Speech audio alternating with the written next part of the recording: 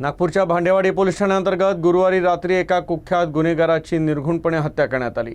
मृतकावर हत्येसह अनेक गंभीर गुन्हे दाखल होते, तसंच त्याच्यावर MPD अंतर्गत कारवाई करण्यात आली होती। तर पोलीस फरार आरोपींचा कसून शोध घेत आहेत। गुरुवारी उशिरा संध्याकाळी सुमारे 8 वाजताच्या सुमारास नागपूरच्या भांडेवाडी पोलीस ठाण्याअंतर्गत हनुमाननगर परिसरात 3 ते 4 अज्ञात हल्लेखोरांनी 40 वर्षीय गणेश बोरकरवर धारदार शस्त्रांनी हल्ला केला। गंभीर जखमांमुळे मोठ्या प्रमाणात रक्तस्राव होऊन बोरकरचा जागीच मृत्यू झाला। घटनेनंतर हल्लेखोर घटनास्थळावरून फरार झाले। मृतक गणेश बोरकरवर हत्येसह अनेक गंभीर गुन्हे दाखल होते, तसंच MPD अंतर्गत त्याच्यावर कारवाई देखील करण्यात आली होती। घटनेची माहिती मिळताच भांडेवाडी पोलीस आणि वरिष्ठ अधिकारी घटनास्थळी दाखल होत तातडीनं तपास सुरू केला। मिळालेल्या माहितीनुसार गुरुवारी सकाळी आरोपींचा गणेश सोबत वाद झाला होता आणि त्यातून त्याची हत्या झाली।